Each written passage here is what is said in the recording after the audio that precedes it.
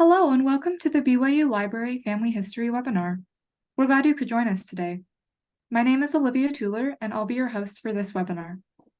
If you have technical difficulties during the webinar, please use the chat box and I can address your concerns. You are welcome to use the chat box during the webinar for comments, insights, and questions. However, all questions will be addressed at the end of the presentation. Our next webinar is on September 28th with Peggy Reiskamp. She will be giving a presentation entitled, Who Baked the Bread? Reconstructing Your Ancestral Hometown.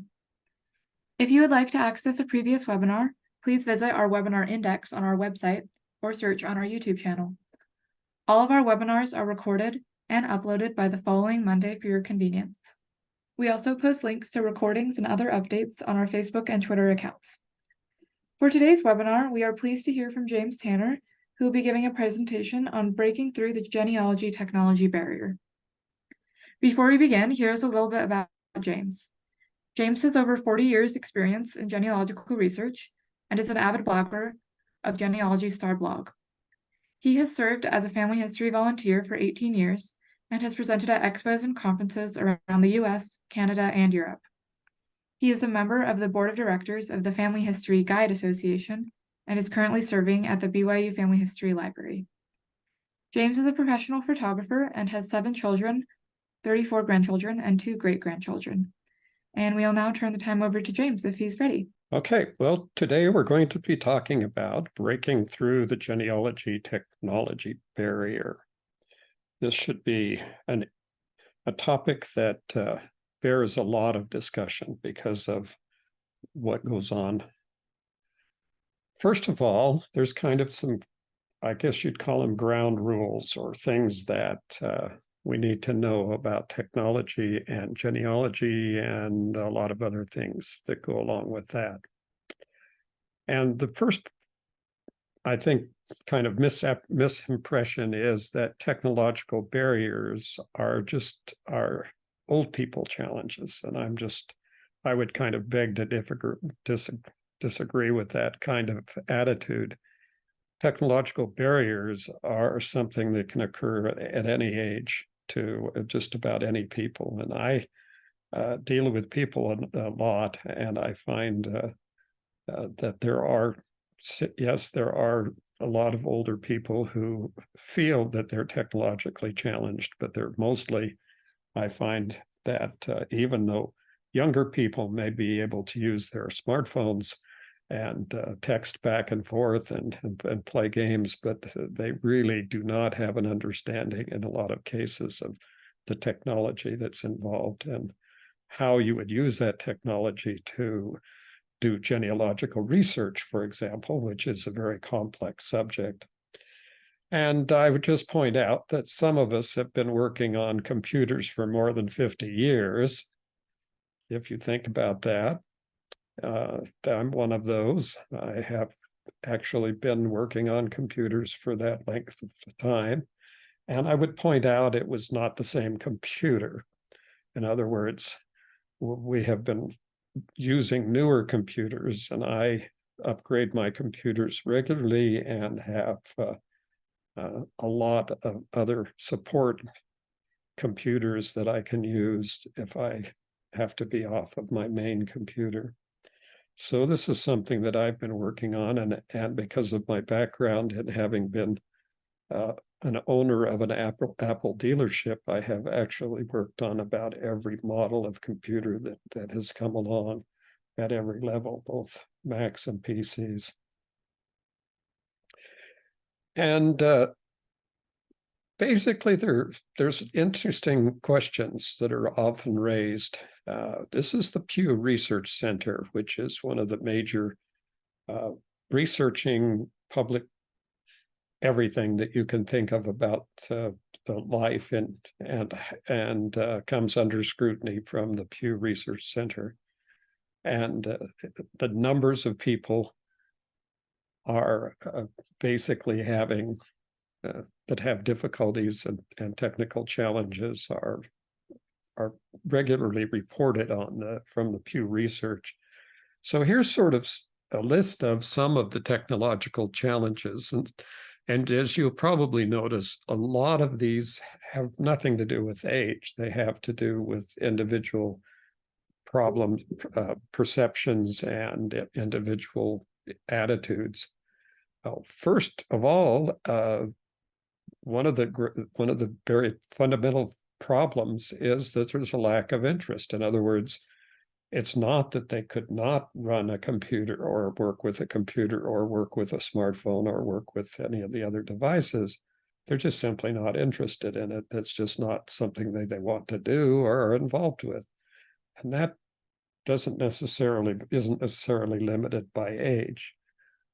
Lack of experience is probably the biggest factor in actually functioning and being able to do genealogical research online.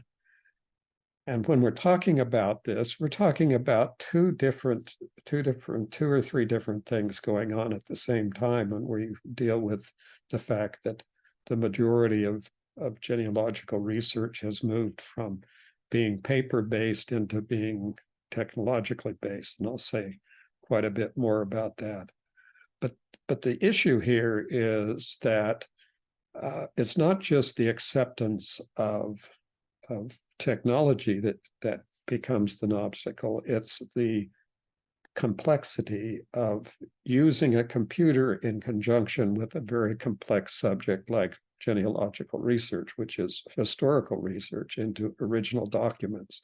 And the challenges there are obviously things like handwriting and understanding the language, even if it was handwriting is recognizable and readable, if the language of the documents may be so foreign, for instance, old probate documents and old court documents and things like that. So it is experience, and it takes time, and it takes a consistent effort. Expense is a big factor. Many people in our society are technologically challenged, not because they wouldn't love to have a computer, but they simply can't afford paying for internet access or for a computer that will function at the level that needs to be functioning today to use the tools that are online. And some people just aren't comfortable with it. They just aren't. One of the biggest problems I find are people who are physically challenged in a variety of ways, either from eyesight or issues with mobility, and operating a computer is simply not possible. They can't see well enough, or they can't function well enough to do it. Not that they wouldn't love to have that opportunity, but they don't do it. And that's kind of wrapped up in this concept of physical limitations. Lack of access, regardless of how common we think it is to pull out a smartphone and start using your smartphone in standing almost any place in the United States. Within some reasons out here in the West, there are lots of places where we still can't get any connections, but in most places, it's a matter of just pulling out your phone. But there are many people who do not have that access, either because of their economic position or because they live in a place where there is no access. And even if they do have good connections to the internet, it may be too slow to function with the programs that are now dependent upon a very fast computer network. So here's a whole bunch of things that have nothing to do with, particularly to do with the age of a person and what kind of a background they might have. I have found to a great extent that the data entry or typing skills are the real cause of some of the biggest obstacles to becoming involved in doing research. When we're talking about doing genealogical research, what we're talking about is becoming involved with the computer at a very intensive level. Not only are we talking about being able to understand operating systems and commands in various programs, but we're also involved in evaluating and viewing and rotating and doing all sorts of things with documents and learning how to take the information from the document and enter that into a program. So it's a very complex process. And without a typing skill, if you're just a two-fingered typist, the entering information into a lot of information into a large database like Family Search or Ancestry or one of the other MyHeritage or one of the other big online programs can be overwhelming. It can take a tremendous amount of time just to enter a small amount of information. And unfortunately, as the research has shown, this is the norm, that things are not necessarily going to level off. There's no level offing. There's nothing out there that will level off with technology. It's going to become more complex. Right now, we're undergoing a tremendous upheaval in the technological community based on some artificial intelligence programs that were introduced within the last year, and that the impact of the changes has accelerated to the point where I'm actually getting upgrades to Adobe, my basic core Adobe programs that I use for doing videos and presentations and everything else that I do. I get upgrades from as many as 2 or 3 or 5 or 6 paired programs every single day. That's how much is going on. The programs are not just being upgraded once a year with an upgrade. They're being upgraded every day. And so it's something that we have to understand, that it's not going to get better, it's going to get more difficult. So now we're going to ask the basic question, because this is something that does happen frequently with genealogists, and that is, are you stuck on paper? Is this something that you are so fixated on and so insecure about losing data and other problems that may or may not be realistic, that you're simply now carting around all your data? In the old days, and when I was, a lot of times when I would go to the Family Search Library, now the Family Search Library in Salt Lake City, if you get there when they open, which was frequently when I would get to the library, I would be standing there with a line of people, all of whom looked like they were moving in, because they were pulling rolling suitcases or rolling briefcases with information as they brought that information. And so the question I ask is, your paper mountain ready to start an avalanche? Are you to the point where you can't function simply because you're doing everything on paper? Now, if we go back in time, I inherited a substantial amount of genealogical research that had been done by one of my great grandmothers, and it was boxes and boxes of documents and records. And she had done had accumulated thousands of names. The number, when I got through putting all of that information into the computer was about 16,000 names. Now, that's not a large number compared to the claims of some people, but on the other hand, that doesn't really matter of anything. Here's what the problem was. The problem was that she had actually redone all of her research at least 3 times. The reason why is that she just had no way of keeping track of what she'd already done. And so I was able to find at least 3 copies of almost everything that she had done from around 1920 to around 1940, 45. And so that was not done. That was not due. She later in her life, she did become memory challenged, but this was not due to a memory challenge. This was due to the fact that paper was so unmanageable for dealing with large amounts of information that, absent a very sophisticated filing system, and a way to access all the records that she had already done. And she lived in a little apartment in Salt Lake City that was basically cooked on a hot plate and had her bathroom facilities down the hall. So there was no way for her to manage what she was doing. And unfortunately, she spent that time of her life doing the work 3 times. So let's kind of get to the point where we talk about things that simplify and that create a situation where when we're faced with the task of processing thousands of names or processing a lot of information, that we don't become so overwhelmed with it that we're forever going through our notebooks trying to figure back and forth what we're going to do with all that information. And understand that technological advances are not going to stop. They're being driven by communication. Communication is the driving force. Moving more information across faster and between more different places is the issue.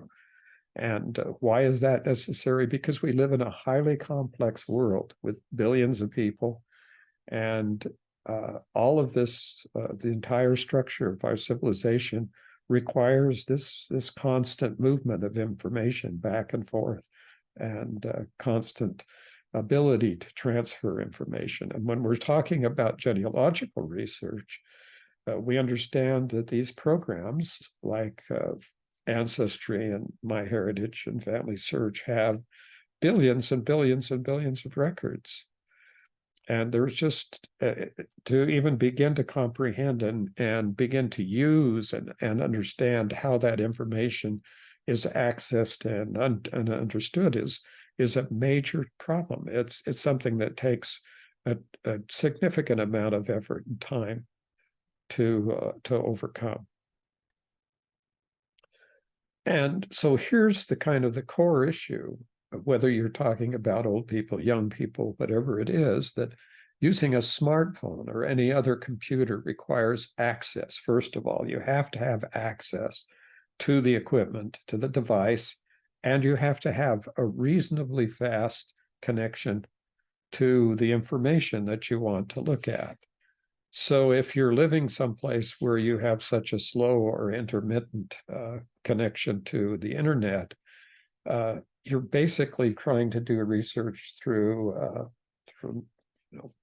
without an adequate ability to do it in a kind of a continuity, with a continuity in the speed and the effort that's necessary in order to go through just to find out what you need to know, or where what you need to know is located. And so it does take a substantial amount of learning. I do consultations regularly in Latin America in Spanish. Their technology their technological ability is outstanding. It's far more common to have people who are sophisticated computer users online, maybe just simply because of the way they're accessing the information. But I deal with people who are very sophisticated, but they also are using smartphones as their primary computer. And so this is how they're trying to do their pedigree charts and adding their sources, is using their smartphones. So they are particularly on that particular device, and that's another kind of limitation that we have. Now, if you have any question about how pervasive, how completely saturated our society, our genealogical society, the greater genealogical community that we operate in, whether you're aware of a larger worldwide genealogical community or not, all you need to do to get that perspective is go visit the Family Search Library in Salt Lake City.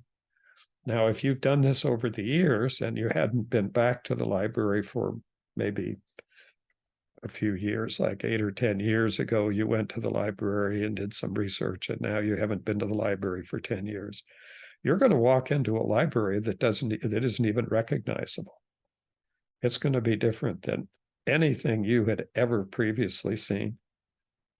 Normally, in the library as it existed even 5 or 10 years ago, there were tables for people to work on. There were stacks of books, and there were a huge box of microfilm and microfilm readers, and huge of those old big tall microfilm reading black things that had the light at the top and showed the microfilm projected.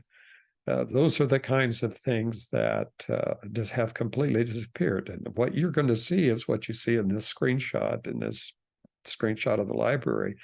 It is a sea of computers. That everything there in the library is basically on the computers. Now, there's some physical assets in the library, things that you need to be in the physical library to use. But by and large, everyone who is there is working online, and it's and I hate to say this, but you can probably get 90% of everything that they're doing in the library right on your own computer at home. So that's kind of what's happening and what the situation been. And because of this, and because of smartphones, by the way, I'm seeing far fewer wheeled suitcases. I really am seeing fewer people with all their books spread out. Now, there are some researchers who actually come to the library because they realize that there are resources there that are not digitized as yet and are not available outside of the library. And so they come to the library for those resources, and they'll be spread out with everything. But those are few and far between today. But the majority of the people are working on computers directly. And they're there for the assistance and the help from the staff and the one-on-one help that they would receive in the libraries. And that's really the kinds of things that we have at the BYU Library Family History Center. And that is that we have people who are there to help. And it's not necessarily that we have any, we actually have a tremendous amount of resources that are not available to you at home and not available even at the Family History Library in Salt Lake. So there are still reasons to going to the library, but that doesn't mean you come in with a suitcase full of books. So I would just point out that over the last few years, I have moved to entirely electronic storage. And all I need to use to go to the Family Search Library, for example, in Salt Lake City, or to utilize the library, I moved from the original time from taking paper that I had carry a bunch of paper with me, had to have a briefcase and everything, to the point when I began to carry a camera in to take pictures, my actually 35 millimeter camera. And then I moved to the iPhones or the phones, an Android or iPhone. And now that my phones are connected, when I walk into the library, I have complete access to my programs. I have complete access to the information and the data that's available from the library. And so I can utilize those resources which are unique to the library without having to bring in all of my paper baggage that I would be carting around in the old days. So basically, from this access capability, I can log into any of my online programs and storage from any computer on the internet. So I can move from computer to computer. So it's, for me, physically, it's easier for me to sit at a keyboard with a computer and type than it is to pick out the letters on a smartphone. I'm not one of those that has the dexterity in my thumbs that I can type quickly on a phone. So I would prefer to sit at a computer and type. And that's why there are a huge number of computers available at the libraries, whether it's the BYU library, or whether it's a Family Search Library in Salt Lake, or any other of the libraries. They're all becoming computer-based. I'll give you an experience. I walked into the National Archives. I was, at one point in time, my wife and I were helping Family Search digitize records at the Maryland State Archives. And one of the benefits from being in Annapolis, Maryland, was we could go downtown to Washington, D.C. and visit the Library of Congress and everything else and the National Archives. And so we went into the National Archives and I asked them, what kinds of things were available for me to do that day or what could I look at? And they said, oh, well, we have Ancestry and Family Search, and there's some computers right there that you can use if they're available and take time. So, you're there at the National Archives and you're still using Family Search and Ancestry and the other programs. So what are the concerns? What is it that we're worried about when we get involved with this process of doing research on electronic devices?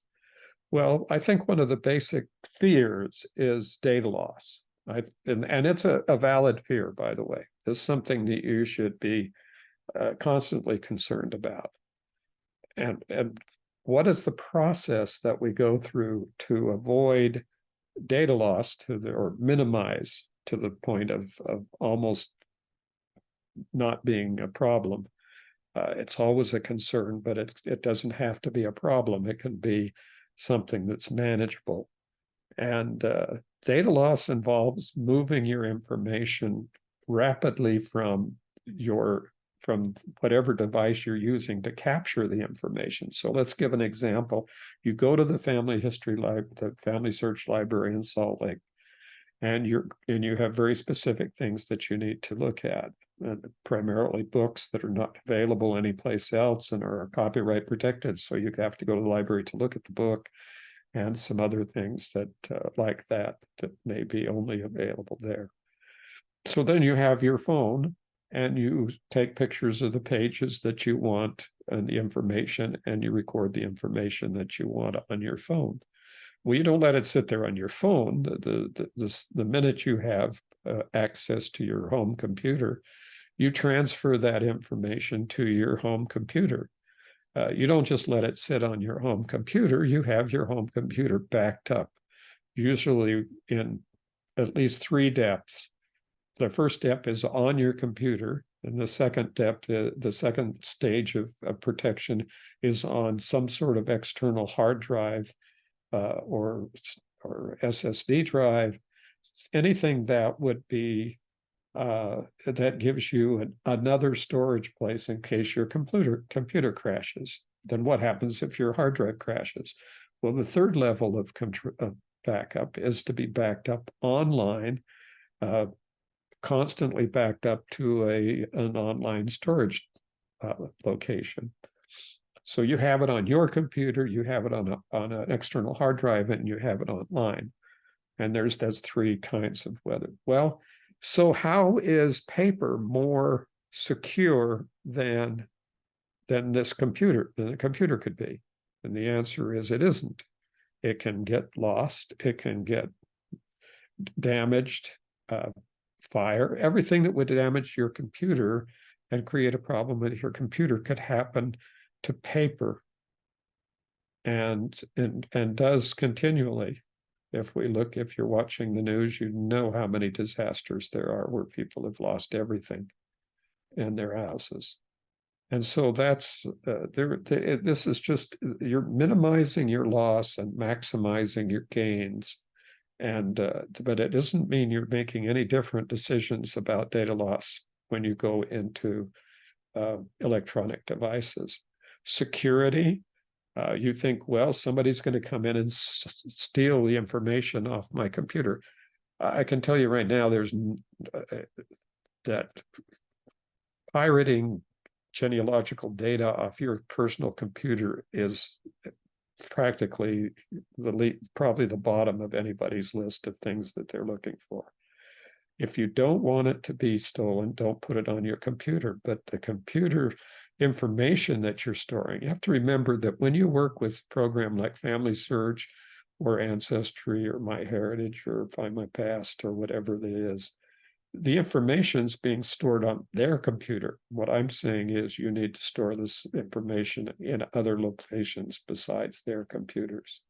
You don't rely on them, you rely on having the information at more than one location. And so your security, that is always a concern. And there are ways to make your computer more secure. There are antiviral programs which you should be having on your computer and running constantly. And you should use good sense. You don't click on emails that you don't have that you don't know the origin of. It doesn't matter if it says it came from your bank or it came from some online place that you recognize. If it's asking you to give data or if it's asking you to confirm something with a click or whatever, you don't do it. You just don't. And so that's your protective mechanism on your personal level from getting any kind of basically programs trying to take advantage of your ability to click fast and not think. So just remember that when something comes in and looks a little strange, like your bank says, well, your account is overdrawn and we need you to click here to clear up that overage. Well, you don't do that. You don't touch it. You delete the message immediately. Do you call your bank? Well, if you're insecure and you don't know whether your bank account's overdrawn, yes, I would suggest you contact your bank directly, probably in person, and get that worked out.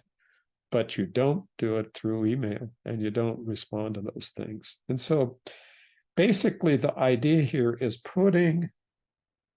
being online and working with computers and working with all of the electronic devices into your comfort zone. If you can get to the point where you understand enough about the devices and the possibilities of security breaches and data loss, that you are then comfortable, then you can go back to, you can basically have a higher comfort level that, are you still going to have data loss? Believe me, it's happened. And when I do, I can sometimes lose data. And on my computer, I'll have clicked on the wrong thing and I will have lost a whole bunch of data. I just had a discussion with, on it, going back and forth on an email discussion with somebody whose grandmother had, or mother, whoever it was, had a problem with her computer and was talking to the technicians and clicked someplace and deleted her 16,000 record of program of her, lost her whole program. Well, the answer is, let's just hope she had it backed up and had it on other devices and other programs and didn't have everything on one program or everything on one device. So there's some things that are overcome. So the whole point of this and the whole maze of having control of the issue of data loss is backing up your data, multiple backups. So what is the data life? For example, the average data life on a hard drive is 5 years. After 5 years, the percentage of those devices that will go bad begins to skyrocket. And so if you're not replacing your backup data possibilities every, periodically working your way through, and you find out, oh, it's been 6 years since I replaced this hard drive, I'd better copy everything off of it onto a brand new hard drive, and then retire this one into the place wherever those electronic devices go. So that's the whole problem there. The whole problem is getting involved. And if you really want to know, you can go online, particularly on the BYU BYU Library Family History Center YouTube channel, and watch a half a dozen videos on backing up your data. So it'll tell you everything you need to know about how to keep it from getting lost. And here's something that's kind of hidden. This is not something that you would immediately think of when you think of working on a computer as opposed to having all your paper. Uh, when you're working with your paper, there is no mechanism built into paper records that will prevent you from duplicating your effort. In other words, just as my great grandmothers had a problem back in the early 1900s, there's nothing that does that. There's no system that you can create that is manageable system on paper that will prevent you from redoing research that you haven't that you're not aware of that you've done previously. Now you can have, for instance, there's research logs, and the people, teach about those and talk about those. Well, a paper research log is basically can get to be tremendously long. And then you still haven't got a way to adequately search through that. You're going to have to go back every time you look at a new name. Are you somehow going to go back through all your paperwork to see if you've ever worked with this possible person before? It's just very, very difficult for that to happen, and to the point where it is not possible in most cases to avoid duplication. But we're not talking about just duplication of your own effort in that context. What I'm talking about is duplication of research that's probably been done by many other people who are related to you, or even unrelated, that you don't even know about and that have just done research. So, for example, we're talking about the family search family tree. The family search family tree is a unified family tree. What that means that the over billion records there are on the family tree and growing rapidly are all the same tree. Now, granted there are duplicates, and granted that there are individual issues with having to try to manage a huge database like that. But from your own personal standpoint, having that information available, whether you ultimately use it or not, is the degree to which you're possibly going to be doing research that someone has already completed and made entirely available online. And so without this sort of ability to work with this technology and use not just family search and not just ancestry and not just MyHeritage, but a whole group of programs, all the genealogical programs and resources, is really the only way you can go in and be reasonably assured that you're not just copying from someone, but that's something that someone else has already been found. That your brick wall may have been something solved by someone else on one of these other programs years ago, and it's never been a problem. And you just simply don't know that because you're working off of paper. And so that's just the problem. It took me going to the Family Search Library in Salt Lake City years and years ago, now almost 40, more than 30 years ago, took me almost 15 years or more before I had even begun on paper, that's working with paper, had even begun to come to the conclusion that I knew what work had been done on my family. And so it's just not something that's going to happen. And the duplication here is that you spend your whole life working on your family line and find out that the whole line's been on Ancestry all this time, or on Family Search, or on one of the other programs. So it's just a matter of utilizing the time and your effort in a way that's more productive and closer to having some assurance that you're not just redoing or remaking everything that's ever been done in genealogical research. So I'm just going to say this. If you do your genealogical research on paper, there's a very high possibility you're duplicating the work already done by others and wasting your time. So it's just a matter. Even if you even if you want to say, "Oh, I got to do paper anyway, no matter what Tanner says," is never going to get away from my paper. That's fine. But I would suggest that you keep that information on Family Search or one of the larger programs, because they'll tell you pretty quickly if someone else has already done the work. Every time I go on to Ancestry and do the research on any individual that I've put in, I'm always given the option of a record hint that says, here's somebody with that name in their family tree. And so it's just, I know that people have done that work before. And so the question is, how do we determine whether the work's been done or not? And that's one of the big challenges of working with the technology. So one of the things that I emphasize over and over again, Family Search, Family Tree is not a perfect product.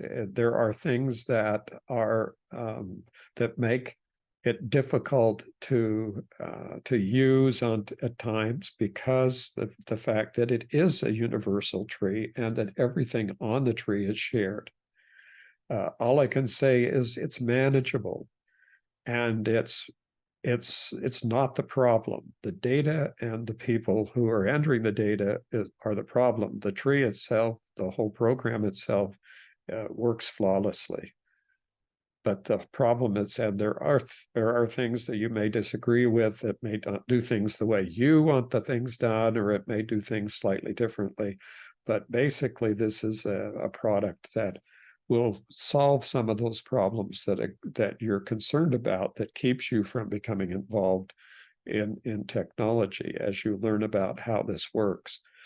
And I can't tell you how many times I have taught classes and I've done webinars and talked about how to kind of reconcile the problems of somebody changed my grandmother, or somebody there's too many duplicates or whatever. All of those things are solvable. All of those things are resolvable issues. They're not things that we need to live with forever. We can keep working to overcome those particular issues, but they're not reasons why the tree doesn't have value. Now, here comes the kind of the one of the issues that as an attorney, that as being a practicing trial attorney for 39 years, is a common issue, and that is the privacy issue. I am not going to put my information on my private information onto to a website.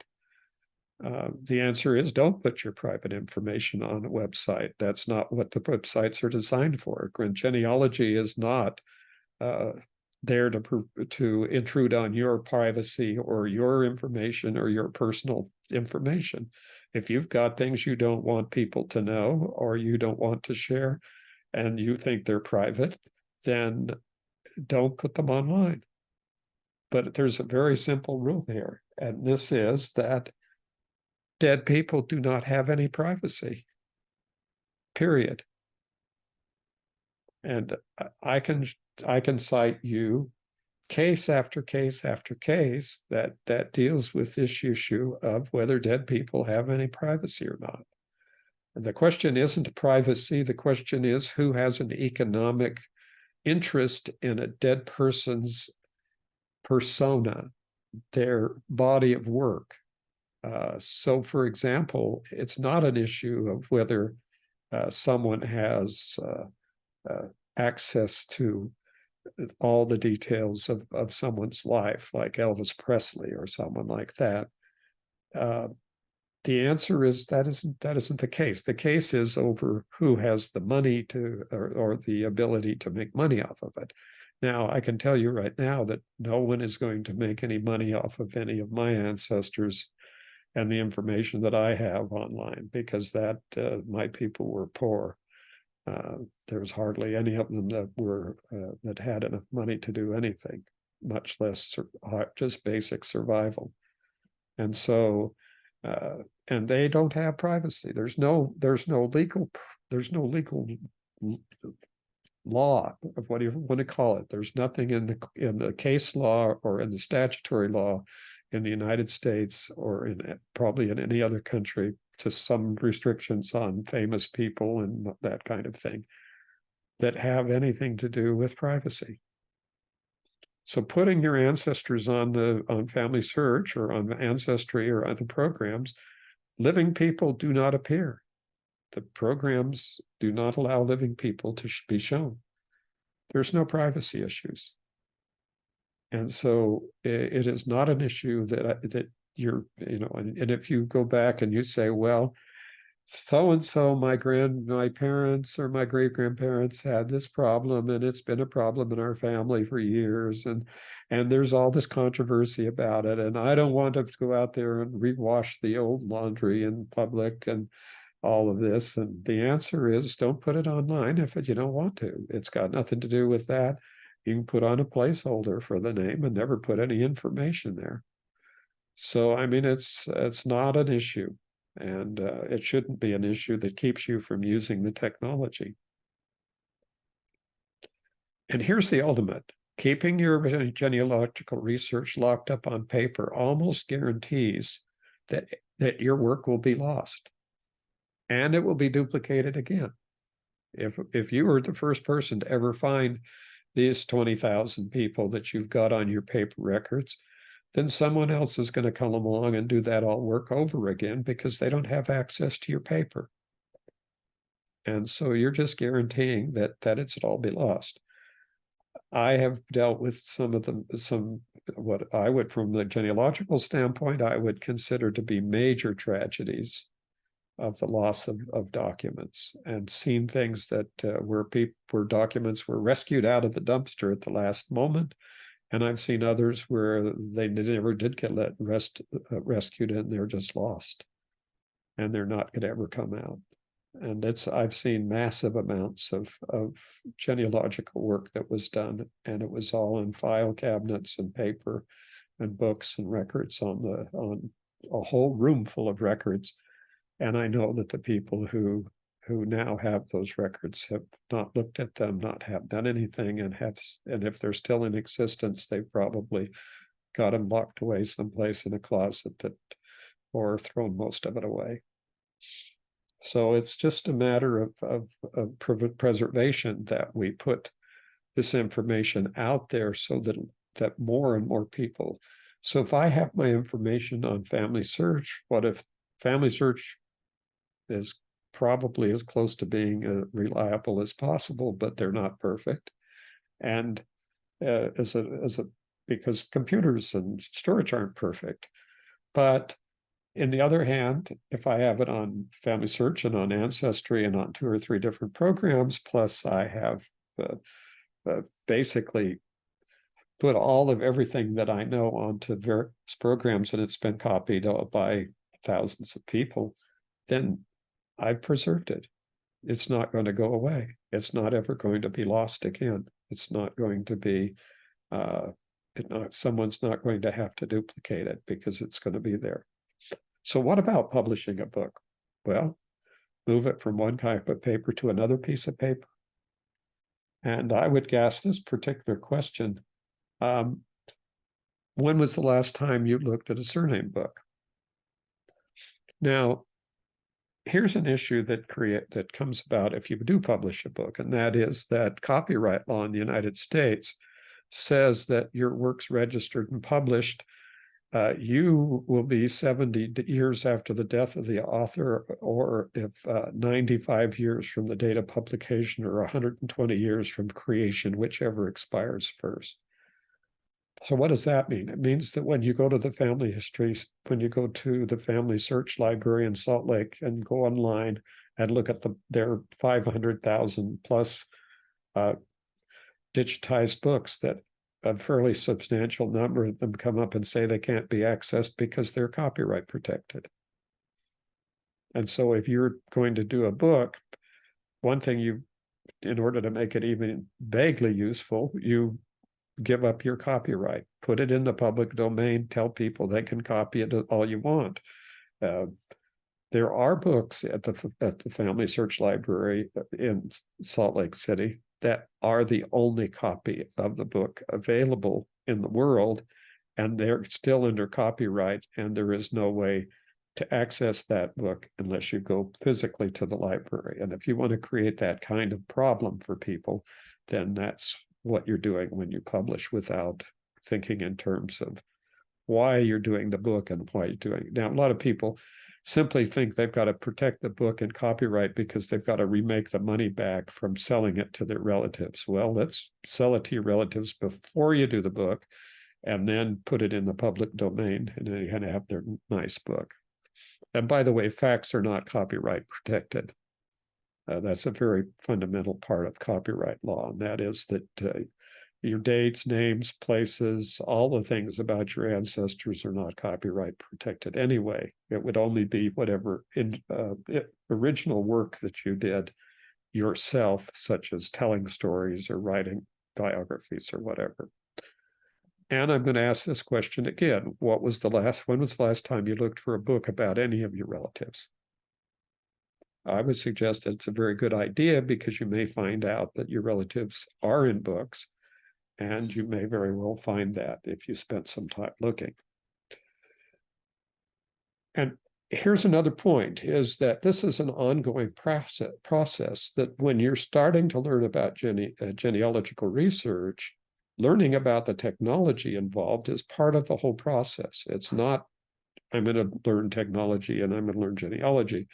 If you're going to learn genealogy today, you need to know the technology. And so there's lots of things to learn. One of the ones that's up today and is making a huge impact is artificial intelligence. You would think, oh, artificial intelligence, I'm not really interested in that because it doesn't affect me. Well, one of the things you might not know is that handwriting recognition is artificial intelligence. And we now have a very viable, highly accurate, more accurate than human handwriting recognition program going on with most of the genealogical companies, including Family Search and Ancestry and MyHeritage and the rest. Advanced searches, where you're able to search millions of records in a very short period of time for very specific information, is all artificial intelligence. And universal family tree, like Family Search, is based on what we term to be artificial intelligence. And so all of these are developments that are directly impacting genealogical research. So my suggestion is move out of the past. Take the time to really think about what you're doing and how you're doing it, and start learning about it. There are classes, there are videos, there's even the technology itself is more than capable of teaching you. Your public library has courses. Most of the public libraries that I'm familiar with, particularly the ones I've used most of my life, is Mesa and now Provo, have extensive courses for free on technology and on other subjects. And so there's always a way to learn, and it isn't necessary, it's time consuming, but it's not expensive. Okay, well, thanks for watching. I think that's quite enough. Here's one question that's come up. I'm always concerned that information on public trees has not always been researched. I can say for certain my sibling is a little careless and borrows from other trees. The answer there is many of the books that I refer to that are written about families were lacked just as much researched background. Research is research, whether it's genealogical research or whatever, but historical research is based on documents, and it's also based on having your sources cited and having the work verified. If you go onto a family tree on Ancestry or MyHeritage or whatever, and there are no sources cited, which is ridiculous since those programs will provide you with tons of record hints that are valid. But if it's poor research, don't copy it. There's no reason to copy it. The answer is, yeah, so other people don't do it right, but I do it right as much as I can. What's your comment about digitizing all my documents? Well, I've been digitizing my documents now since they invented flatbed scanners. And I have literally hundreds of thousands of copies of documents, and I still have a pile that just seems to never end. Within the last couple of weeks, I just received another 30-pound or 40-pound box of records from one of my relatives.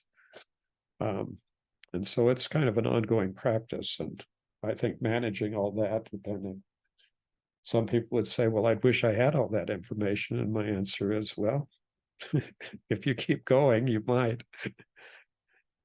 Thank you so much, everyone, for joining us today. We hope you will join us for our next webinar, which is on September 28th with Peggy Reiskamp.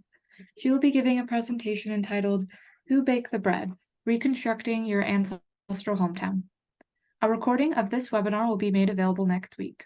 You can view that on our YouTube channel or on our website. If you have any comments or questions, you can always email us at fhl_webinars@byu.edu or follow us on Facebook and Twitter.